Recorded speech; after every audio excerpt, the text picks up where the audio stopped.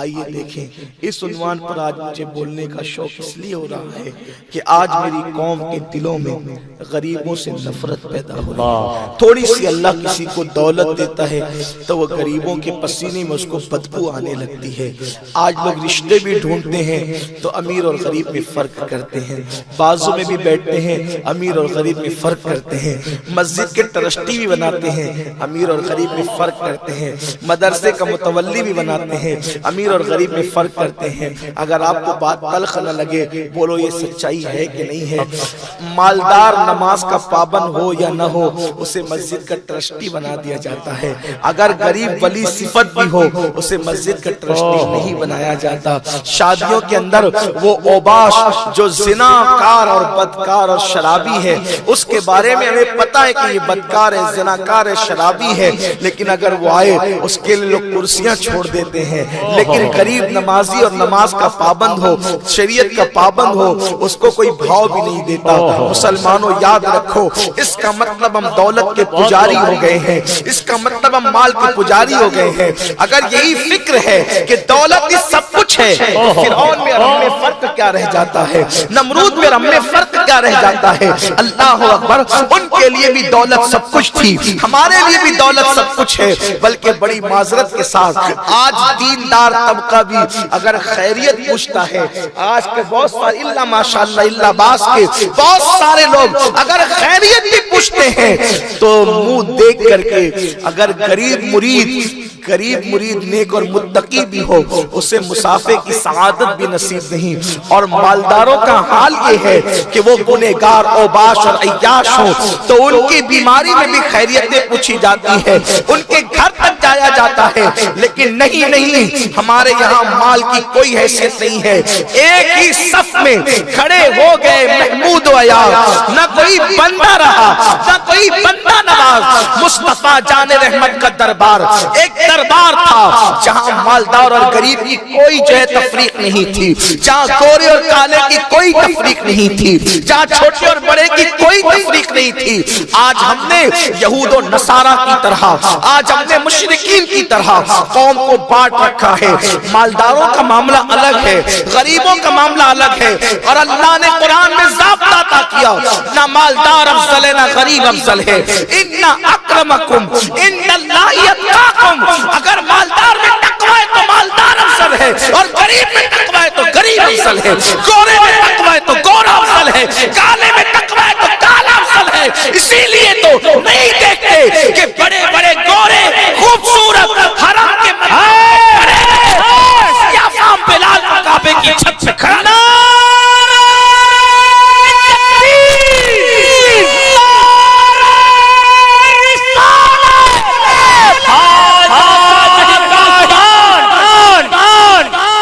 آج رشتہ داریاں بھی طے ہوتی ہیں تو غریبی اور امیری کی بنیاد پر طے ہوتی ہے۔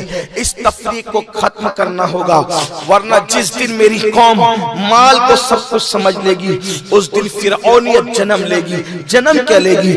فرعونیت جنم لے چکی ہے، نمرودیت جنم لے چکی ہے، یزیدیت جنم لے چکی ہے۔ مال برا نہیں ہے لیکن مال کی محبت بری ہے، اور اگر اللہ نے مال دے دیا ہے مال سے محبت نہ کرو۔ بے شمار اولیاء جو مالدار تھے لیکن وہ مالدار ہو کر بھی کبھی انہوں نے مالداری کو اہمیت نہیں دی۔ آج آپ دیکھیں یہاں عورتیں اور خواتین بھی موجود ہیں، اگر عورتیں کسی شادی کے فنکشن میں یا ولیمہ کی محفل میں اگر وہ زیورات پہن کر چلی جائیں اور وہاں پر کوئی غریب عورت بغیر زیور کے آئے تو عورتیں اس کا مذاق اڑانے کے لیے اس سے قصدن پوچھتی ہیں، بھابی کیا بات ہے آج آپ زیور پہننا بھول گئی؟ حالانکہ اس کو پتا ہے کہ اس کے پاس زیورات ہیں نہیں، اس کے پاس زیورات ہیں نہیں، اچھے کپڑے ہیں نہیں، پھر بھی اس کا مذاق اڑانے کی غرض سے پوچھتی ہے تاکہ اس کا دل دکھے۔ اور اچھی طرح یاد رکھنا سرکار غریب نواز رضی اللہ تعالیٰ عنہ کا ارشاد ہے کہ میں نے اپنے پیر و مرشد سے سنا ہے، سرکار غریب نواز فرماتے ہیں میں نے اپنے پیر و مرشد سے سنا ہے کہ انسان کے سینے سے لے کر دل تک تقریباً 80 پردے ہوتے ہیں، اور ہر پردے پر ایک فرشتہ کھڑا ہوتا ہے۔ جب تم کسی مومن کا دل دکھاتے ہو تو گویا کہ 80 فرشتوں کو تم تکلیف پہنچاتے ہو، 80 فرشتوں کو تم ناراض کرتے ہو، 80 فرشتوں کو تم جو ہے وہ ان کی ناراضگی مول لیتے ہو، اذیت پہنچاتے ہو، اور وہ 80 فرشتے تو اپنی جگہ، اللہ کے رسول صلی اللہ علیہ وآلہ وسلم نے فرمایا جس نے کسی مومن کا دل دکھایا اس نے مجھ محمد کا دل دکھایا۔ ساری عبادت ایک دھری کے دھری رہ جائے گی، صرف ایک مومن کا دل دکھانے کی بنیاد پر انسان جہنم میں ڈال دے۔ ایک مومن کی بات کر رہا ہوں، ایک مومن۔ زندگی میں کاؤنٹ کر لینا کتنوں کا دل دکھایا ہے، زندگی میں کاؤنٹ کر لینا کتنوں کا دل دکھایا ہے۔ ایک مومن کا دل دکھانے کے سب عبادتیں دھری کے دھری رہ جائے گی۔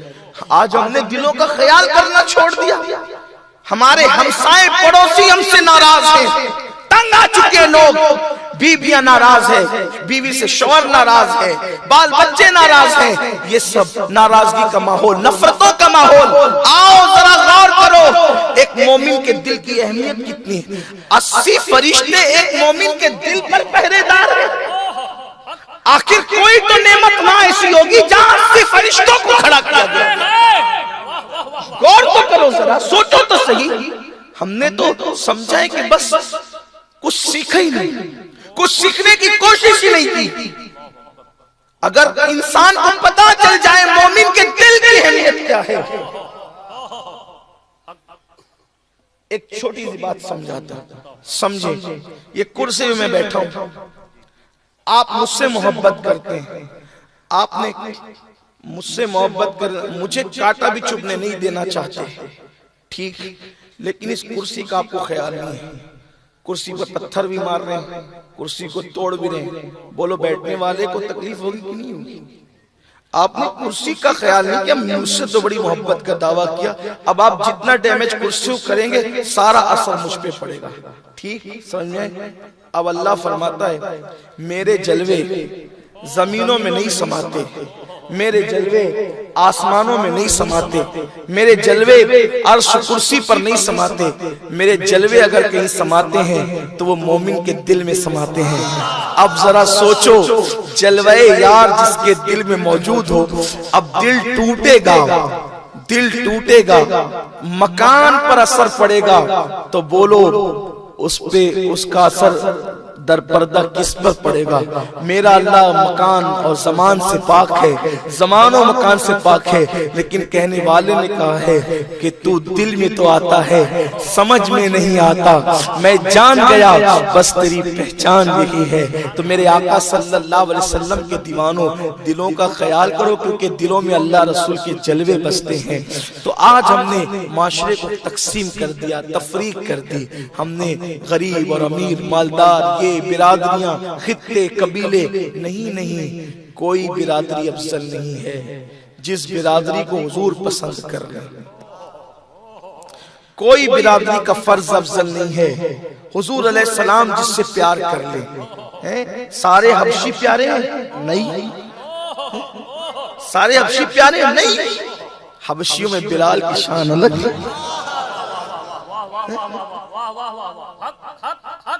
سارے مدنی پیارے نہیں، جن انصار کو چن لیا وہ پیارے، ورنہ مدینے والے تو اور بھی تھے۔ سارے مکی بھی پیارے نہیں، مکے میں ابو بکر عمر کو چن لیا، عثمان و علی کو چن لیا، ورنہ وہ مکے میں تو ابو جہل اور ابو لہب بھی تھے۔ پتا چلا شہر کی بات نہیں ہے، یار کی پسند کی بات ہے۔ یار جسے پسند کر لے وہی سب کچھ ہو جاتا ہے۔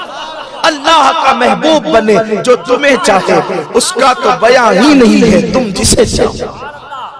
تو غربت بری چیز ہے، اور اللہ رب العزت نے اپنے محبوب سے فرمایا فَأَمَّا الْيَتِيمَ فَلَا تَقْهَرْ وَأَمَّا السَّائِلَ فَلَا تَنْهَرْ۔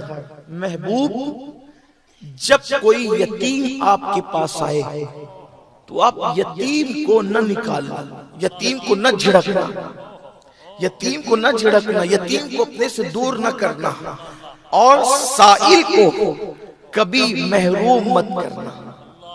اللہ نے محبوب سے کہا، اور اس سے پہلے بھی اللہ تعالیٰ نے فرمایا کہ حاجت مند آپ کو پایا تو اللہ تبارک و تعالیٰ نے آپ کو غنی کر دیا، تو 100 حاجت مندوں کا خیال کیا جائے، حاجت مندوں کا خیال کیا جائے، ایک یتیم کو نہ جھڑکا جائے، 2 اور سائل کو کبھی محروم نہ کیا جائے۔ یہ ہے غریب نوازی کا حکم اللہ نے جو اپنے محبوب کو دیا۔